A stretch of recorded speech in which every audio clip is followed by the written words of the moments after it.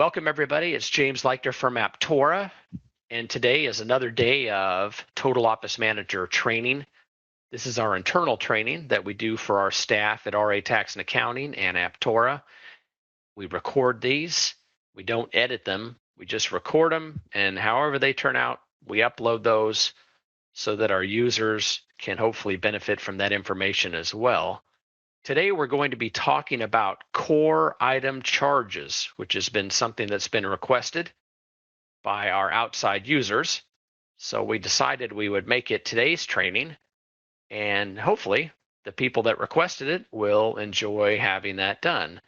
The first thing I want to do is talk about core charges on items, so we all have a good understanding of what that is. I decided to Google it before we started and see what Google had to say. And it didn't surprise me, and it probably won't surprise you. I think you have some idea of what a core charge or fee is. You might go to an auto parts store and buy a battery for, say, $150. And then all of a sudden, you notice a $10 fee on your receipt. And that fee is for the old battery that you haven't returned yet. If you return your old battery or bring it with you, you'll get a credit for that $10. Now, that is a way to incentivize people to bring back those items.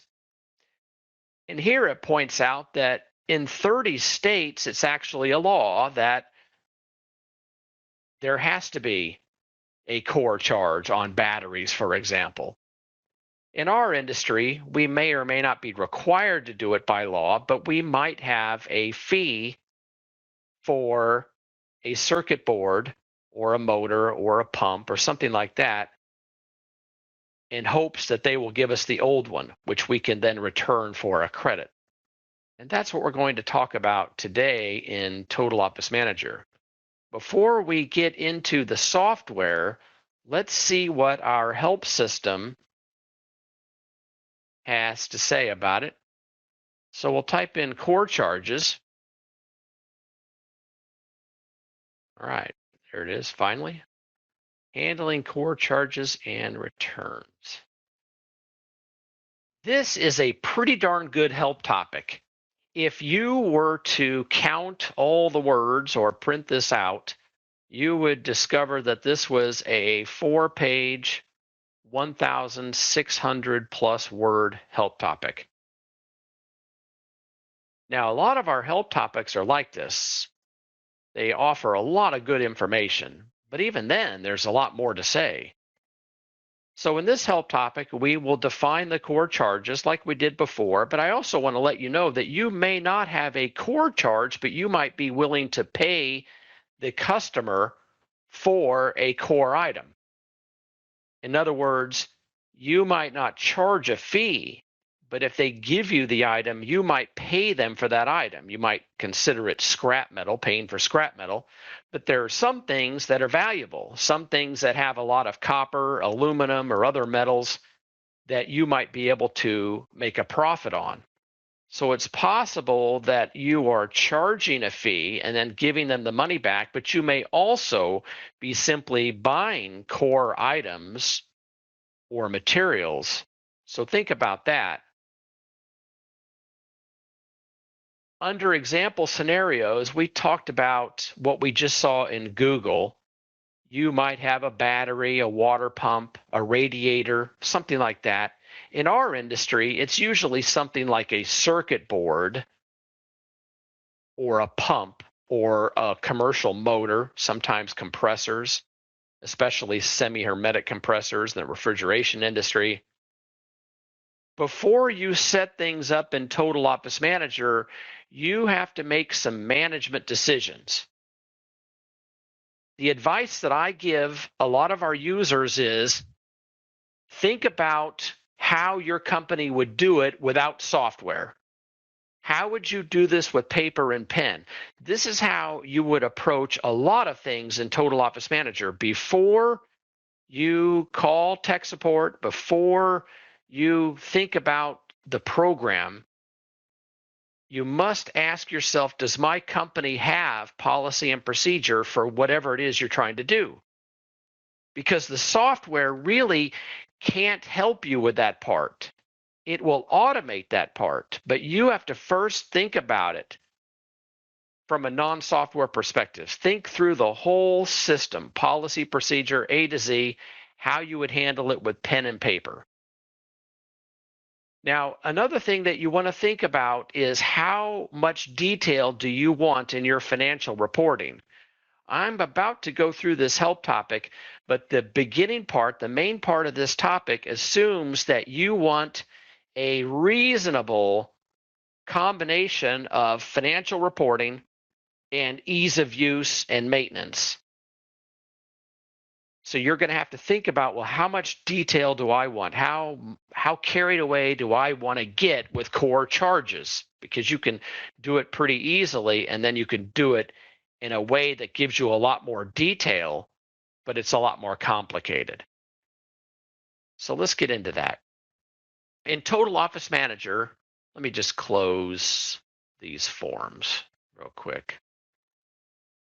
All right, in Total Office Manager, the first thing we want to do is open up our invoice item list and create some core charge items.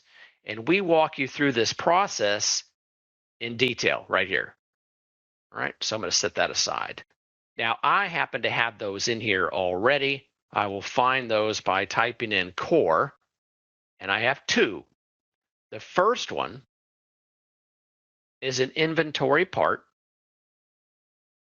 and we use this to return the item.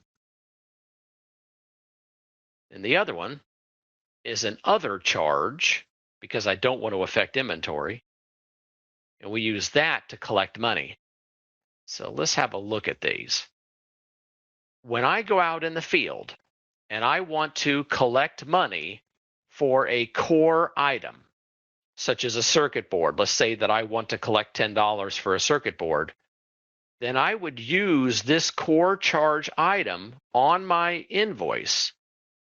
The default amount, of course, can be overridden. $35 can be $10 or $5 or whatever you'd like.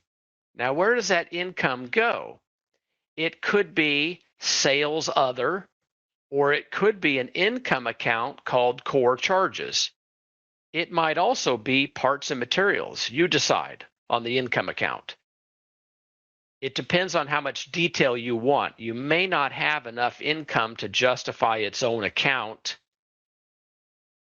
but you decide that. That's one of those management decisions, but that's where the income is going to go. Now, when you receive that item, you're going to want to put it into inventory. At least that would be my recommendation in general. You're going to want that item in inventory because you're going to want to return it to a vendor. So you're going to charge them money, and then if they give you the item, you're going to want to put that item into inventory so that you can then give it back to your vendor. And that vendor would be whoever is paying you for the item.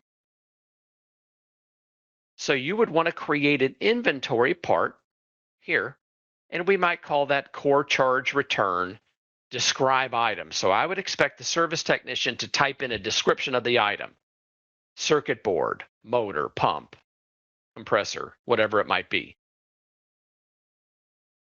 Under the inventory tab, we would be able to see what we have. Under the accounting tab, we would make decisions on the income account, the COGS account, and the asset account. Now, this is a little tricky, but it's well explained. Your income account is actually going to be an other current asset, because as soon as we take this into inventory, it's going to become an asset of ours. Our cost of goods sold account is also an other current asset. And finally, the asset account becomes parts and material, cost of goods sold. That seems strange. If you were to go into the help topic, it does a good job of explaining how this money gets moved around. But if you're not interested in those details, you don't need to know. You just have to set it up this way. Now, remember, if you want a little extra detail, you could create an income account called Core. You could have a COGS account called Core, or Core Items, something to that effect. You could have a Parts and Material account called, or pardon me, you could have an asset account. Rather than call it Parts and Material, it could be called Core Items, Cost of Goods Sold. So that would give you a little more detail. Also, if you want a little more detail, you might consider a department for core items. Now, I would only recommend this when core items is a big deal, meaning it's very important to your company. If you want an income statement on core items, then you would want to create a department. Otherwise, I generally wouldn't recommend it. You don't want a lot of departments. But again, if it's a big deal, whatever big deal means to you, like if it's really important and the idea of having an income statement just for core items sounds good to you, then you would probably want to add a department. What do you do with that department? Every time you put one of these core items on a form, you're going to have an opportunity to pick a department. You'd pick the core department in this case. And that gives you extra reporting capability. So how would that look on an invoice? Well, one little trick, by the way, is to go to Menu, go to History, and I'll be able to find out if I've done this before. And so here's a sale that I've created using that item. So here I can see that I sold a circuit board. Notice in the description, I added core return eligible. That's to tell the technician that this is eligible for a core return. It might also tell them that a core charge is required. So it might say core charge required, return eligible. You can also have a pop-up note. As you probably know, when you create an item, you have the option of popping up a note when that item is sold. Let's see if we did that. 2131 right here. And no, I didn't do that on that, but I could have put a pop-up note in there. So I sold them the circuit board. Then I charged them $35 for the core fee, the core charge. But in this case, I immediately took possession of it. Now remember, the auto parts store might sell you the battery and you don't have the battery with you and you got to bring it back later. Well, I realize most of you aren't auto parts stores, right? But the same situation could apply. If you're going to get it later, then you would not add the core charge return item. But in this case, I had it. And I want to put it in my main warehouse. Now, I might have selected my truck. If I'm a technician in the field, I might have wanted to pick my truck. I sold it out of my truck. I put it in my truck. So when I hit save and close, it's going to add this core charge return item to my inventory. Why? Because we do allow you to sell negative quantity, which seems odd, doesn't it? But that's why it's there. So that's all there is to it. It's really that simple. Now it's in inventory. And I'm not quite done. I have more to say, but I could end the video here. I could say, well, that's it. Just make sure you have core return eligible. It's helpful anyway. You don't have to, but I'd put that on there. I'd consider a pop-up note. And I should just show that to you right now. When you go to create an item, you have the ability to put in notes here. And then you can go to this tab and pop up your notes when you create a sale or an invoice or a bill or a check, that type of thing. So you might do that. And then you simply have a core charge and a core charge return like you saw, or like you'll see in the help topic or in this video, and that's that. Now, that's not enough for many companies. So let's have a look at some of our options to get more details. All of that was real simple, as I mentioned. Some companies want more detail. They say, hey, that isn't going to work. So how can we get more detail out of this? Well, the first thing that we can do, and I mentioned this, is we can add some details to our chart of account. We can have an inventory core account. So you can create inventory. That's the inventory on your balance sheet called core. And that would help. And that's easy. And then you could also create an income account just for the core items and a cost of goods sold account just for the core items. And that's a good idea because that's easy and that'll give you more detail and it's not hard to do. And then I mentioned you could create a department called core items. And that's easy to do, but I would only do that when core items are a significant part of your business. You could also create multiple core items. Now, this is a lot more work, depending on how you do it.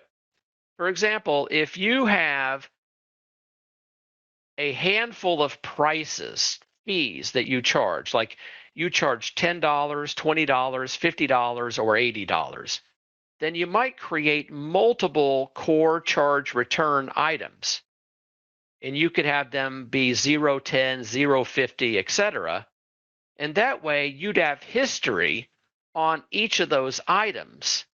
And you might find that helpful. You might not want a single core charge return because that's not enough detail for you.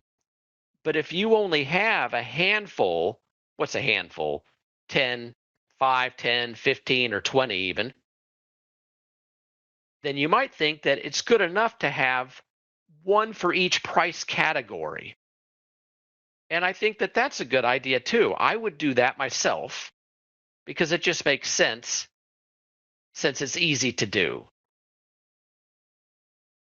The most detailed reporting would come from you creating a specific core item for every eligible part you sell. We have users that want to do that. That is a lot more setup. It's more management. It's more opportunity to get it wrong. It's more auditing for accuracy. It's a lot more labor hours. What's that mean? More money. Costs you more money. You have to decide if that money is worth it. But it may be. So in that case, you would want to create an item, a core return item for every eligible item that you have. And I'll show you that in a second. Finally, keep in mind, there's a preference to sell serialized items without a serial number. So you could use serialized item types when you wish to receive core items and track that serial number. So that's a possibility as well. But the most common thing we hear is, I need a core item for every eligible item I have. So let's talk about that. The circuit board. If you didn't know it, put your cursor in there, right click, open up your menu, item, edit item. So here I have a bad example. I said we don't go back and edit these. That wasn't a good example of an item. That was actually an assembly item, and we don't want to do that. Let's go back to invoice items. There it is. And let's find something here. All right, so I'll just grab any inventory part. It really doesn't matter. I'd love to find one that's a great example, but this will have to do. A Manitowoc water pump. You don't get any money for this water pump in real life, but we'll pretend like we do. So let's pretend like this is an eligible item, meaning it is eligible for a return core. In fact, it may be required, right? You may require it. And you may want an item just like this. So what you could do is go to menu and go to create a copy. Are you sure you want a copy? Yes. and now you have an exact copy. You're not going to be able to save it, though. It's going to complain that that part number has been duplicated. So what you'll want to do is add something to the part number, such as a C, and you may want a dash C, or you may want it to say core, dash core, whatever is fine. And then here, you might want to have core return and a dash. And you might want to copy that over to the sales description. And then the estimated cost, it may not have a cost that you care to put in. Maybe zero that out. Retail price, how much are you giving for it? You could enter that amount. Maybe it's $10. And then your preferred vendor, that's who you're giving it back to. And you might clear out fields that just don't apply. For example, there's no warranty here. You're not going to hurt anything if you forget those. Go to your accounting tab, and that's when you want to change these accounts. Other current asset, cost of goods sold. Remember, it's all in that help topic. Where'd you go? There you are, right there. So you would create a copy for every eligible item. Now, I'm sorry to tell you, there is no fast way to do that. You can't just like click a bunch of things and say, make me core returns. That could be a feature request you could enter, and we could entertain such a thing. But of course, it isn't as easy as it sounds, because what income account, what COGS account, what asset account? Do you want to have core or a C? No matter what we do, somebody's not going to like it. And now it gets complicated. I would also create categories to help you with reporting. So you might be happy with ice machine repairs, Manitowoc. You might say that's good enough, whatever category that is.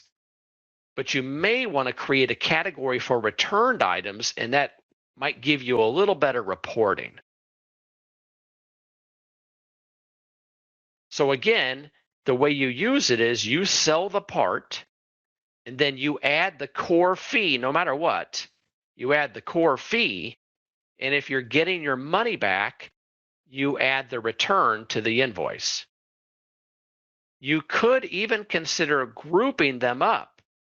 Now, again, it's more setup, but let's say, for example, this was always the case for certain parts, that you needed all three. Remember, you can create a group item, and then the group item number could be that circuit board, that part, and then the description would be that part. But under the group tab, you would have that part, and you would have the core fee and the core return. So you could do all three. And that way, when you sell the item, those three things just pop up automatically to save you the effort. Now, there's no fast way to do that either, so it will take some work. Now, here's a tip, and tech support can't really help you with this. They can't really walk you through all this because it's more of a training and consulting issue. But here's a tip for you. The import utility can do a lot of work.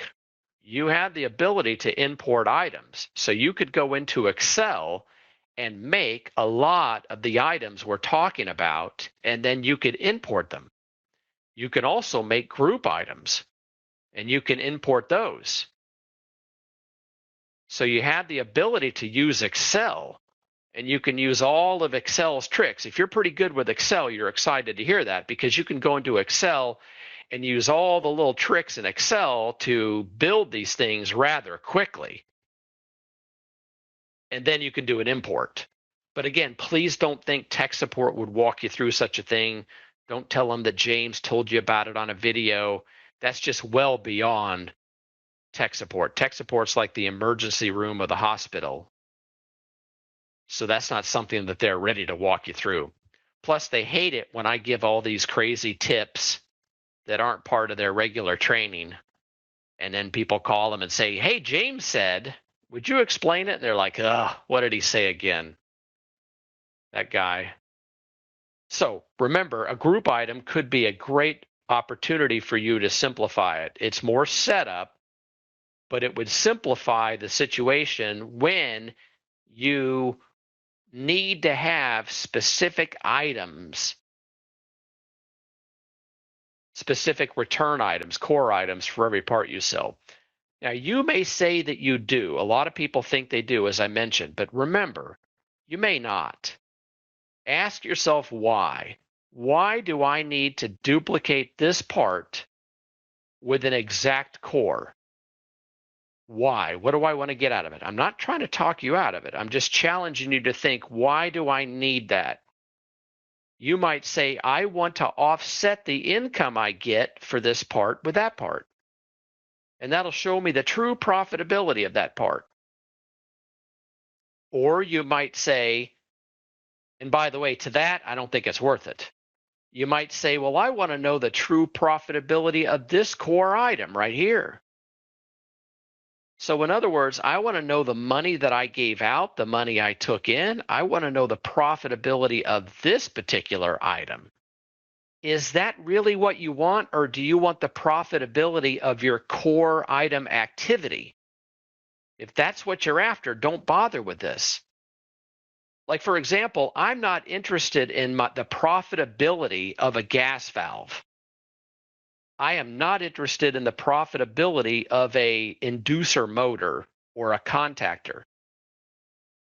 What I'm really interested in is, what is my profitability in my demand service department? And if there's a problem with that profitability, then I will go investigate it and make sure that I'm marking up my parts properly. So I keep my eye on my overhead allocated department income statement. The income statement with department overhead allocated. That's what I look at. And if I'm not making the kind of money that I need to make, then I investigate the details, which might include an item by item profitability investigation. But rarely do you ever need to sit and think about the profitability of every single item. And as I mentioned earlier, if you have a limited number of price categories for your core items, like it's 10, it's either 10, it's 20, it's 30, it's 40, it's 80, it's 100. If there's a limited number, then it might be good enough to just have one item per price. And that way you can investigate each of those items. And remember, how do you do that? There's lots of reports, but a fast way to do it is just go to that item's history, and you'll be able to see all the activity behind that item, average cost history, work orders, etc. So those are some things to think about. I would caution you against digging too much into this and having too much detail. But remember, it's your software, you're the boss. I'm not familiar with your company. I don't want to sound like I'm talking you out of it. My advice is, and I'll wrap it up, my advice is always think about what you want to do with a report before you ask for a report, because reports are very expensive. A lot of time and energy goes into a report, not me, your company. And a lot of times owners and managers are fairly cavalier, and I don't mean that in a bad way. They don't put a lot of thought into what they're asking. Hey, I want to report on the following. And a lot of work on a daily basis goes into creating the ability to generate such a report. So if you could somehow have a price tag added to every report, you'd be surprised and you'd be less apt to ask for that report. All right, so now that we have invoicing activity, whether it's in mobile or Total Office Manager, then what? What's left? Well, we can run reports by item category to see activity. That's why the category is important. We can go into item history. Remember, the core activity is inventory activity. So all of your company's item-related reports, all of these potentially apply to analyzing core activity. because they're just items. That's the big advantage of using items. And incidentally, I forgot one more thing. It's in the help topic, but if your fee, your core fee is a percent, you might consider an other charge percent, and it might be 10%. And you can change that percentage on the invoice or create multiple other charges, but you might consider a percent type. Maybe it's always 5% or 2%, something like that. So what do we do with these items now that they're in inventory and we know about them and we have to get rid of them? We want to return those to a vendor. Now, everybody that we potentially spend money with, we call a vendor. In this case, they're going to be giving us money, so it almost sounds like a customer. If we buy things from them, even if we return things, they're still called a vendor. So we need to create a vendor, if we don't already have it, for the company that we're giving this back to. Now, chances are it's already in there because we're buying these items from them, like this circuit board. So how do we do it? Create a new credit. Pick your vendor. And I'll just pick, I'll pick them. Would you like to recall the last transaction? Probably not, unless it was a core return. Now, I'm going to put in some kind of reference number. This depends on your company. If you have to get authorization to give it back, they may give you an authorization number. And you type in something like returning core items. And you may do this monthly. You could use the stage feature if you need to. What you're doing is you're simply going into the invoice item list to find the core that you're returning.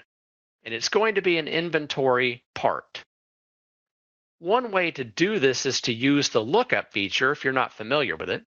This would give you the ability to filter out by only inventory parts, maybe filter out only a certain vendor. Maybe you could search by category or search for core. So here I am looking for inventory parts that are in the main warehouse, very important. I may need to choose all.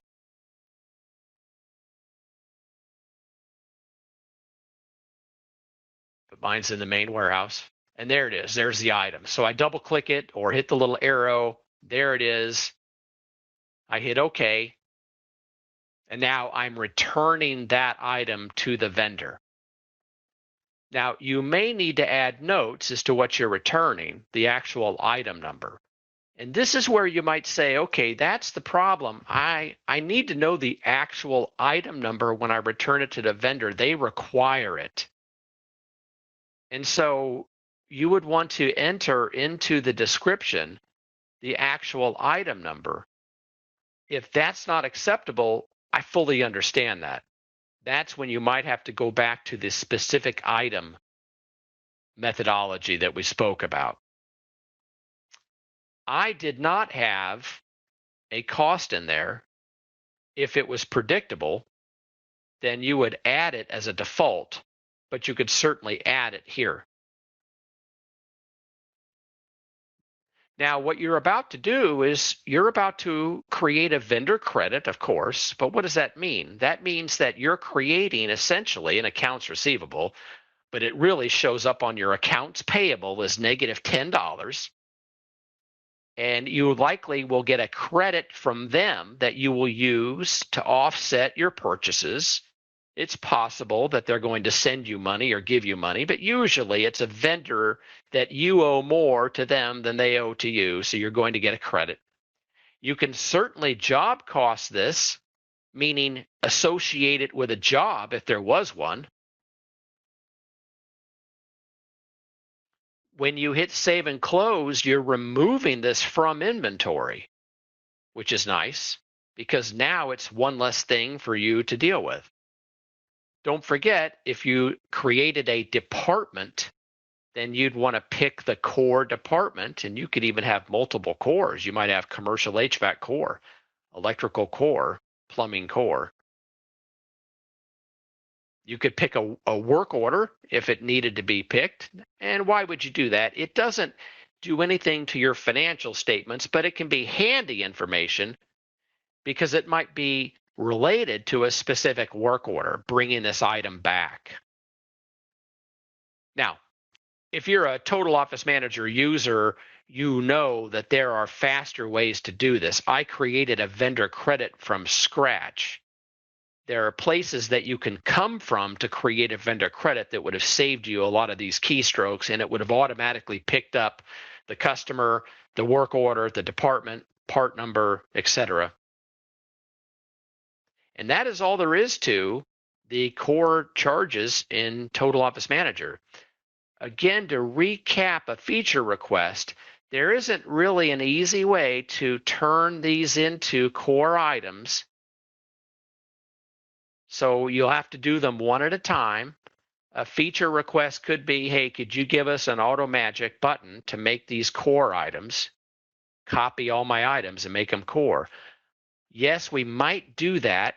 It would have to be something that got voted up and people wanted it. But I can tell you, if you are willing to do a little bit of research on your own, you're better off using the import utility. So the quick rundown on that is open up your invoice item list. Search out all of your return eligible items if you can. Limit that on this list. You can always do it in Excel. Right click, open in Excel. Now in Excel, as you probably know, there's an easy way to duplicate those items and add core to the end of the number. I'm not going to show you how to do it, and tech support won't either, but it's really easy. And then you could also add words to the end of the description or the beginning of the description. You can change pricing. You could probably do, 100 items in 15 minutes. You could do 1,000 items in 20 minutes. I mean, because once you get the hang of it, it's really easy. And then you would import those back into the software. And the software is going to be happy with you because it is not going to see a duplicate. It's going to see the core at the end of the item number, and it will accept that. So again, you can change the income, COGS, asset account, all those different attributes, re-import those, and it's quick. All right, that's the story of the core item charges in Total Office Manager. Remember to check out that help topic if you have suggestions on how we can improve the help topic, or if you have suggestions on how we can improve the feature in Total Office Manager. Be sure to use the feature request system and enter that feature request. We'd like to hear about it. We'd like to hear from you on that. And feel free to comment on this video as well. Now, I'm going to ask my coworkers if they have any questions. Does anybody have any questions on what you've seen here? No? Nobody? All right, very good. I left them speechless. I always do. All right, seriously, thank you for being an Aptorian. Thank you for being a client of Aptora. We really appreciate it. We work very hard to make this software as meaningful and as powerful as possible. We're always trying to improve it. We are deeply ingrained in this industry, the HVAC, plumbing, electrical, refrigeration, petroleum equipment, and related industries. And we really want this software to be great. And we appreciate all the positive feedback. And, we appreciate the feedback that's not so positive because ultimately it challenges make us better. Please hit that like button. Hit that subscribe button. If you subscribe to these videos, you will get notification that a new video is out. And we are adding content all the time. Just check out our channel and you can see it. We'd love to have you join us. Thank you, everybody.